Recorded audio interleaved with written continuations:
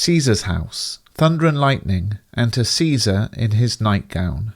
Caesar. Neither heaven nor earth have been at peace tonight. 3 times Calpurnia cried out in her sleep, "Help, help, they are murdering Caesar." Who's there? Enter a servant. Servant. My lord. Caesar. Go and tell the priests to perform a sacrifice immediately, and bring me their judgment on the outcome. Servant. I will, my lord. Exit servant. Enter Calpurnia. Calpurnia. What do you intend to do, Caesar? Are you planning to go out? You are not to leave the house today. Caesar. Caesar shall go forth. The things that threatened me have only seen my back. When they see the face of Caesar, they will vanish. Calpurnia. Caesar, I have never attached much importance to omens, but now they frighten me. A servant here, beside the things that we have seen and heard ourselves, has told me of horrid things which the night watchman saw. A lioness has given birth to her cubs in the streets, and graves have opened wide and given up their dead.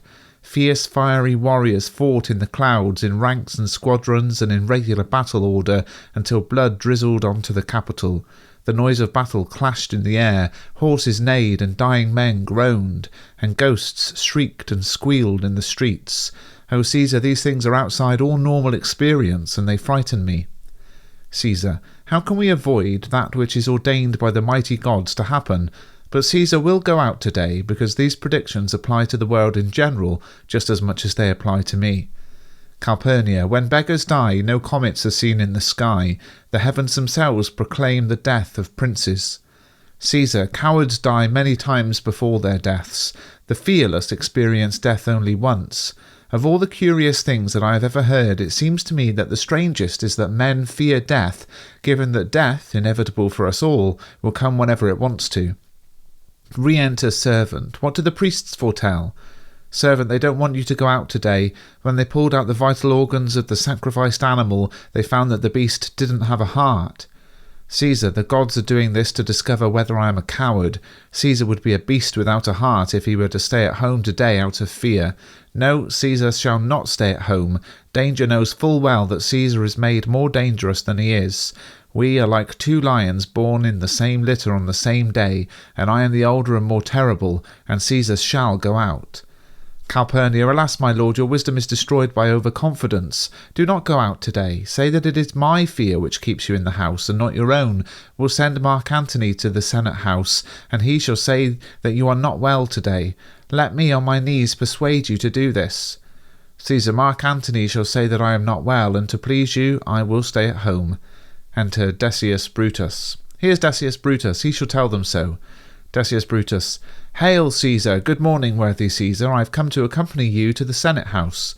Caesar, and you've come at a very opportune moment to convey my greetings to the senators and to tell them I will not come today. To say that I cannot wouldn't be true, and to say that I don't dare to come would be even less true. I simply will not come today. Tell them so, Decius. Calpurnia. Say that he is ill. Caesar. Should Caesar send a lie? Have I achieved so much in battle that now I'm afraid to tell old men the truth? Decius, just tell them Caesar will not come. Decius Brutus. Most mighty Caesar, give me a reason, otherwise I'll be laughed at when I tell them this. Caesar. The reason is that it is what I want. I don't want to come. That is enough for the Senate to know. But for your private information, because I love you, I will tell you. Calpurnia, my wife, is keeping me at home. Last night she dreamt she saw a statue of me, which like a fountain with 100 spouts flowed with pure blood, and many brawny Romans came smiling and washed their hands in it, and she interprets these as warnings and predictions of imminent disaster, and on her knees she's begged me to stay at home today. Decius Brutus. This dream has been misinterpreted. It was a good and favourable vision. Your statue spouting blood through many pipes, in which so many smiling Romans bathed, signifies that from you great Rome shall draw reviving blood, and that great men shall crowd around to obtain tokens of recognition from your holy blood. This is what Calpurnia's dream means. Caesar, you've explained the interpretation well. Decius. I will have when you've heard everything I have to say, and please listen. The Senate have decided to give mighty Caesar a crown today. If you send them word that you won't come, they might change their minds. Besides, it would be a sarcastic remark likely to be passed for someone to say, postpone the Senate until some other time when Caesar's wife has had better dreams. If you hide yourself, won't they whisper Caesar is afraid? Forgive me, Caesar, because my deep, genuine concern for your career's advancement prompts me to say this, and my affection overcomes what my reason tells me is too outspoken to utter. Caesar, how foolish your fears seem now, Calpurnia. I am ashamed that I gave in to them. Give me my robe, because I am going. Enter Publius, Brutus, Ligarius, Metellus, Casca, Trebonius, and Cinna. And look, Publius has come to fetch me. Publius, good morning, Caesar. Caesar, welcome, Publius. What, Brutus, are you awake this early too? Good morning, Casca, Caius Ligarius. I was never your enemy so much as that shivering fever which has made you so thin. What is the time? Brutus, Caesar, the clock has struck 8 times.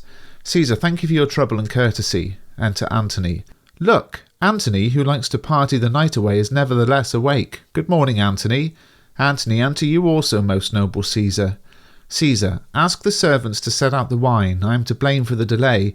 Now, Cinna, now Metellus, now Trebonius, I need to talk with you for an hour. Remember to come and see me today. Stay close to me so that I will remember. Trebonius, Caesar, I will, aside, and I will be so near that your best friends will wish that I had been further away. Caesar, good friend, go in and drink some wine with me, and we will all go together like friends. Brutus, aside, that we are now only like friends, O Caesar, grieves my heart when I think about it. Exit.